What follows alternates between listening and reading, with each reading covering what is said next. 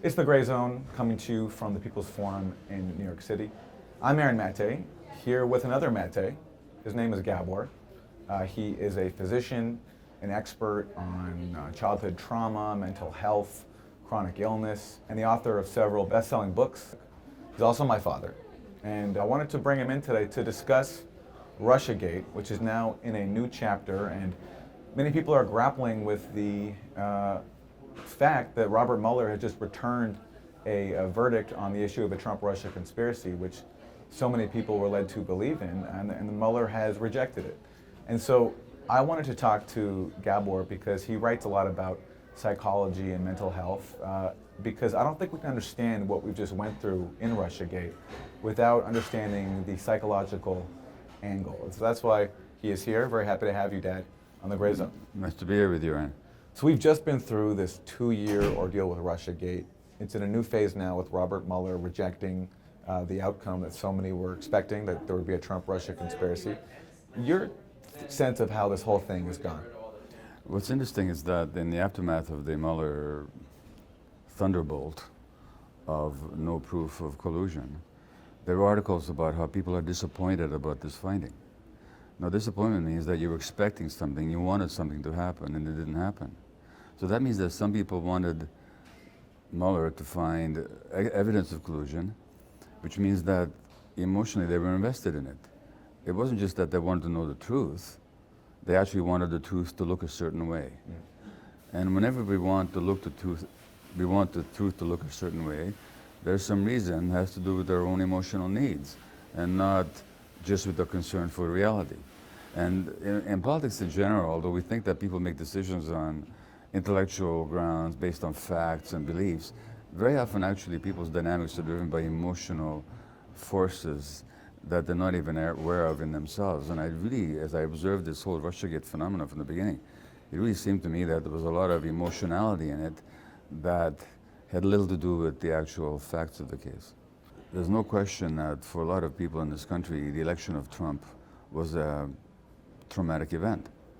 Now, when a trauma reaction happens, which is to say you're hurt and you're pained and you're confused and you're scared and you're bewildered, there's basically two things you can do about it. One is you can own that I'm pained and I'm hurt, I'm bewildered, and I'm really scared, and then try and look at what happened to bring me to that situation.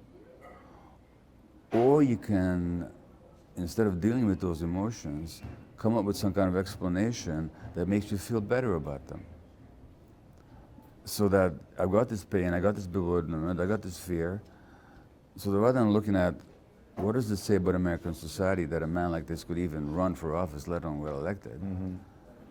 What does it say about American society that so many people are actually enrolled in believing that this man could be any kind of a savior? What does that say about the divisions and the conflicts and the contradictions and the genuine problems in this culture? And how do we address those issues? You can look at that, or you can say there must be a devil somehow behind all this, and that devil is a foreign power, and his name is Putin, and his country is Russia. Now you've got a simple explanation that doesn't invite you or necessitate that you explore your own pain and your own fear and your own trauma. So I really believe that really this Russiagate narrative was, on the part of a lot of people, a sign of genuine upset, as something genuinely upsetting. But rather than dealing with the upset, it was an easier way to, in a sense, draw off the energy of it into some kind of a believable and comforting narrative. It's much more comforting to believe that some enemy is doing this to us than to look at what does it say about us as a society. I mean, there was a massive denial of the actual dynamics in American society that led to the election of this traumatized and traumatizing individual as president. Number one. Because you think Donald Trump himself is traumatized? Oh, Donald Trump is a clearest example of a traumatized politician one can ever see. He's in denial of reality all the time. He is self-aggrandizing. His fundamental self-concept is that of a nobody. So he has to make himself huge and big all the time and keep proving to the world how powerful and smart, you know, what kind of degrees he's got and how smart he is. And all. It's a compensation for a terrible self-image. He can't pay attention to anything, which means that his brain is too scattered because it was too painful for him to pay attention. What does this all come down to? The childhood that we know that he had in the home of a dictatorial, child-disparaging father, and a very weak... Fred Trump, his father, yeah. And who demeaned his children mercilessly. One of Trump's brothers dragged himself to death, and Trump compensates for all that by trying to make himself as big and powerful and successful as possible. I mean, it's a clear trauma example. I'm not saying this to invite sympathy for Trump's politics. I'm just describing that that's who the man is. And the fact that such a traumatized individual can be elected to the position of what they call the most powerful person in the world speaks to a traumatized society. And like individuals can be in denial, a society can be in denial. So this society is deeply in denial about its own trauma, and particularly, in this case, about the trauma of that election. So one way to deal with trauma is denial of it. The other way is to project onto other people things you don't like about yourself. Now, it's only a matter of historical fact, and no serious person, no serious student of history can possibly deny how the United States has interfered in the internal politics of just about every nation on earth. And interfere, by the way, is a kind term. Yeah. When you talk about with the actual physical... I'm talking about mass murder. Manifestation, exactly. It's mass murder in many cases. For example, in Chile, Yeah. you know, but there's an elected government that America cheerfully overthrows, even boasts about it. Yeah. And not to mention the current interference in Venezuela's internal politics, not to mention how, as you've pointed out, and many others have pointed out, and Newsweek boasts about it on its cover, about how the United States helped Boris Yeltsin get elected. Yankees to the rescue. You know, so even if it's true what the Russians have, even if it's the worst thing that's alleged about the Russians is true, it's not even one minuscule proportion of what America's publicly acknowledged it has done all around the world.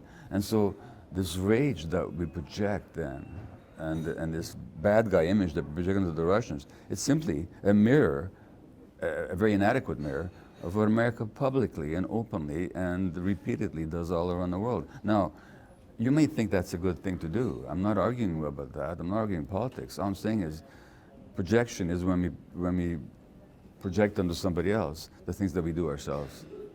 And we refuse to deal with the implications of it. So there's denial, and then there's projection.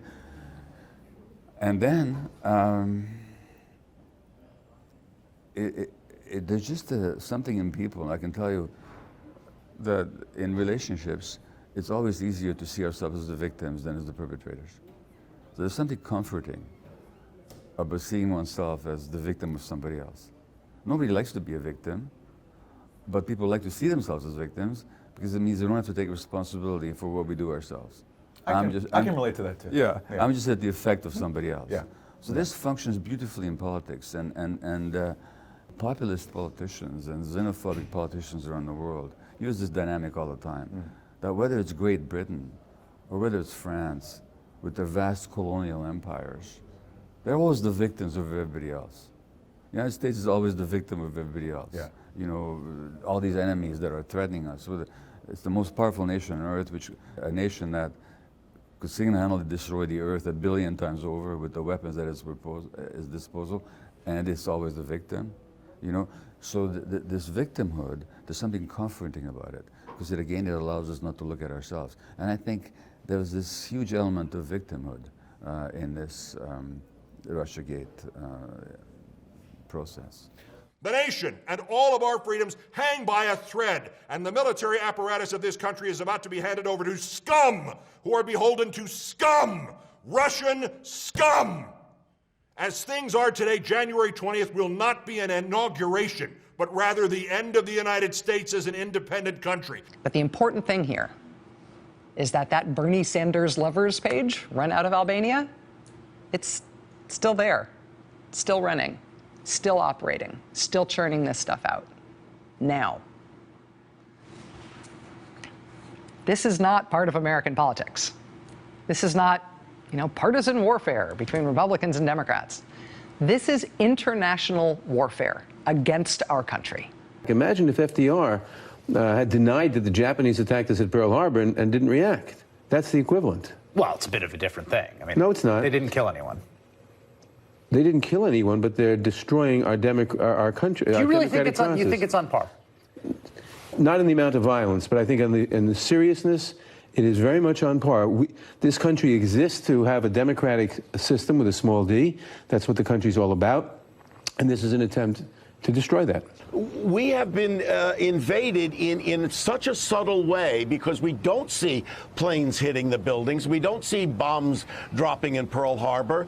But we have been invaded, as Malcolm points out. We are under attack, but we don't feel it. But it's like walking around with high blood pressure, and then all of a sudden you're not aware of it and you drop dead. So it's insidious, and it has affected our bloodstream. And if we don't do something about it, and that's why, guys like John Brennan and James Clapper are running around with their hair on fire because they're trying to wake people up to tell them that we have to do something about it. We have to protect ourselves, and if we don't, our 241 years of democracy and self-governance will start to collapse. And the assumption that even if you take all the things that Russia was charged with in this whole Russiagate narrative over the last 2.5 years, and if you multiply it by 100 times, even then, it could not have possibly have destroyed the United States.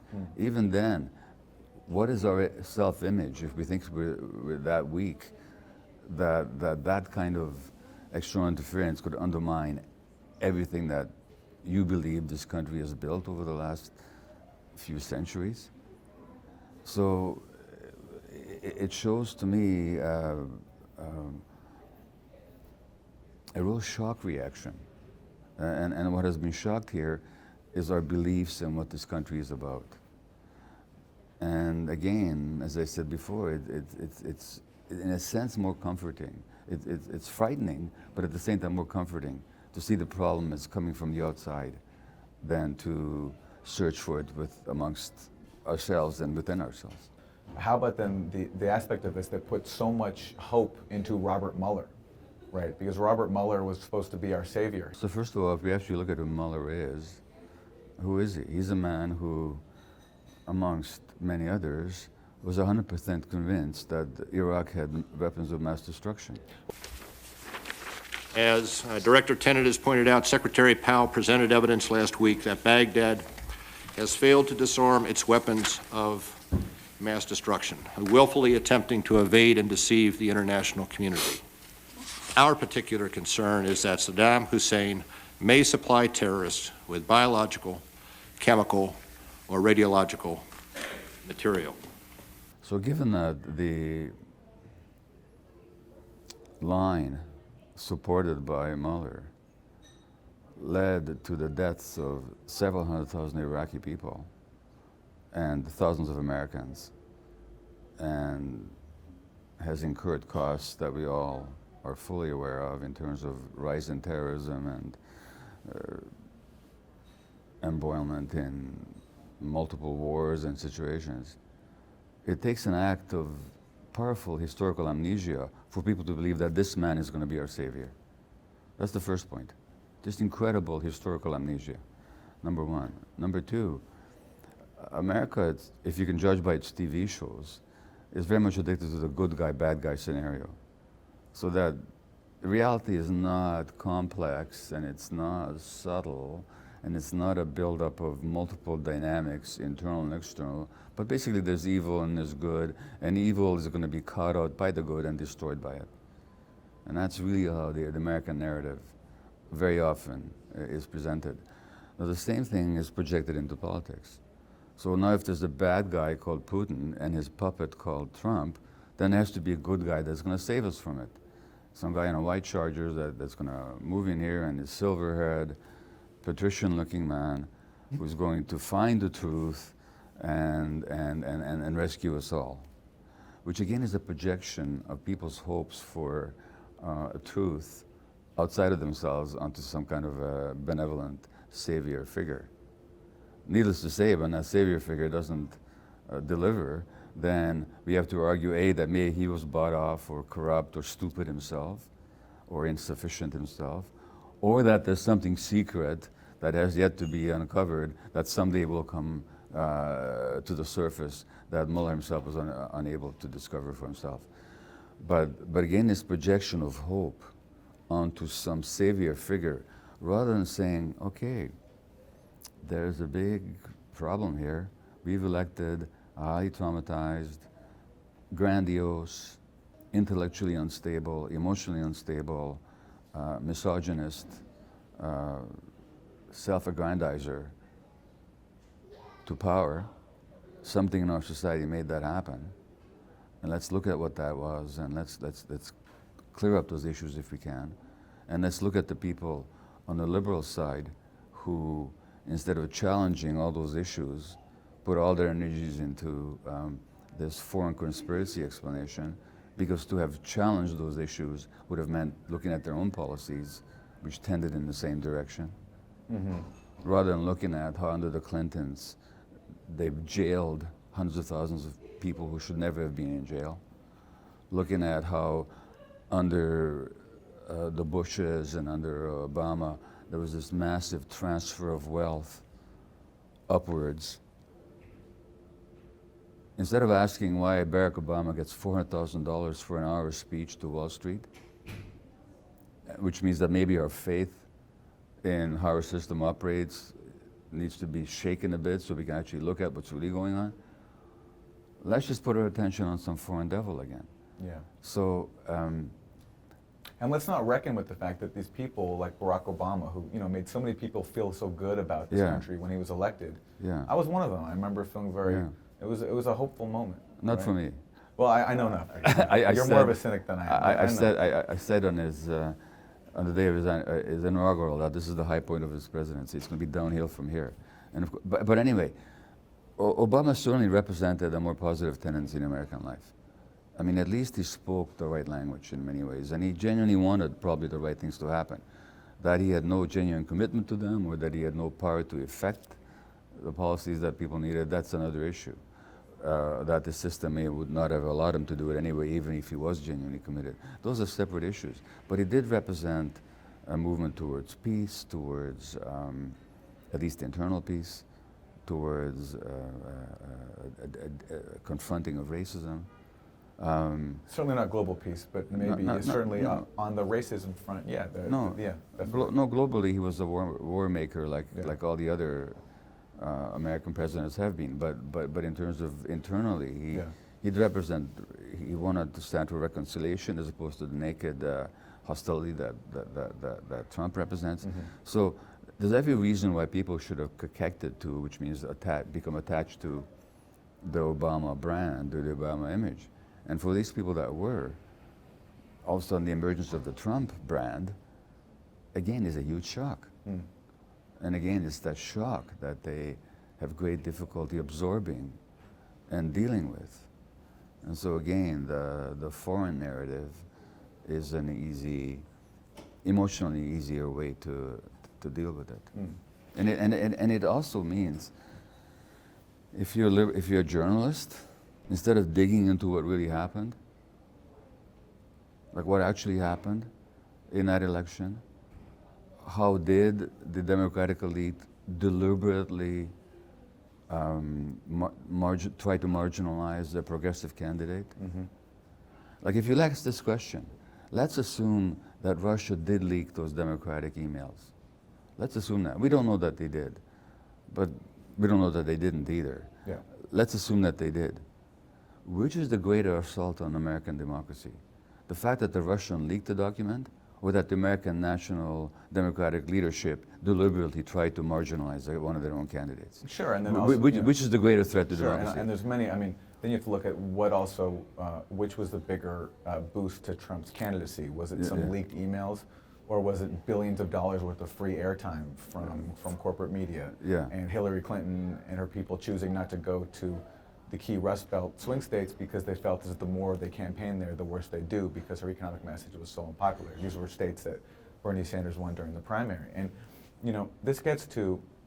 Let me just interrupt to say that Yeah. if I were those people then quite apart from the shock defense that we've already talked about, it'd be so much more convenient for me to go to the Russian narrative Yeah. than to say publicly, you know what, we screwed up.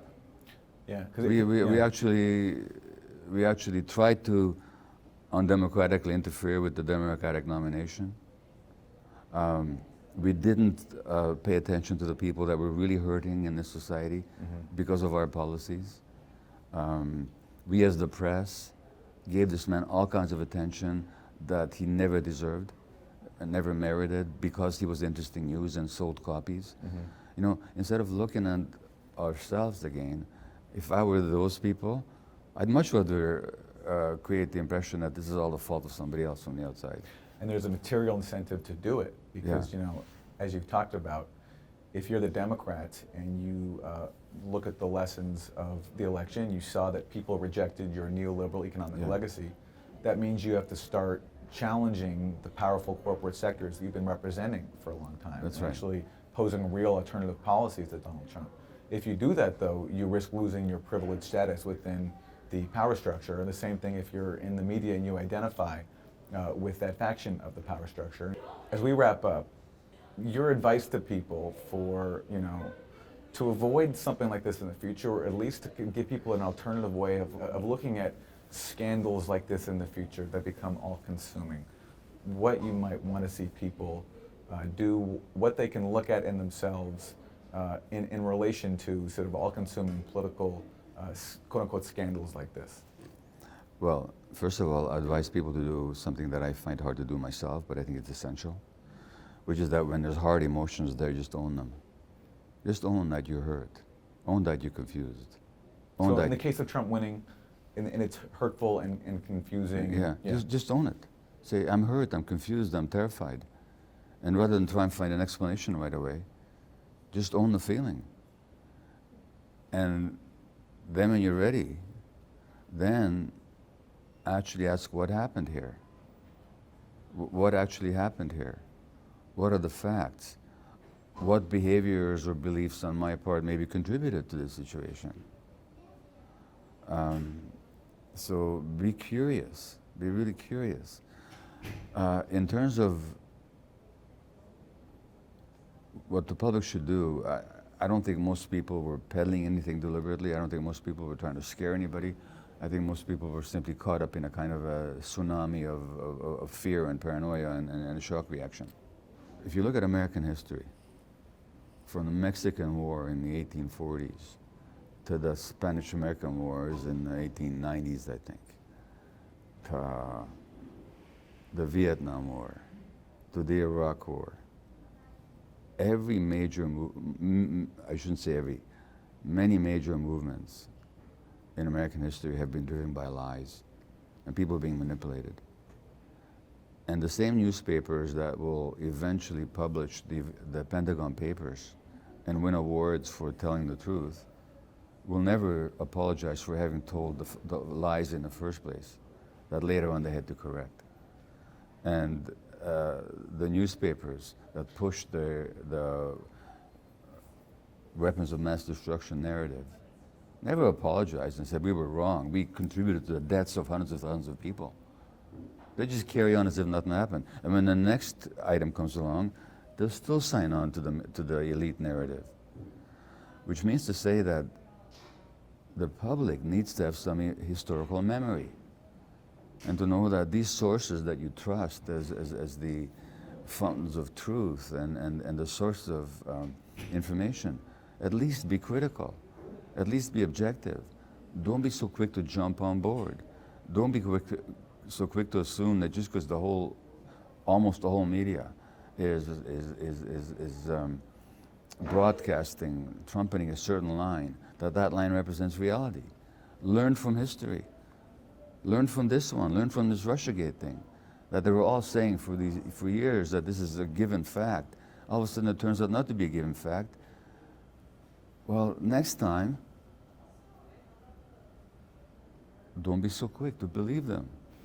You have a line that you often say in your speeches about being disillusioned. Yeah, yeah, yeah. I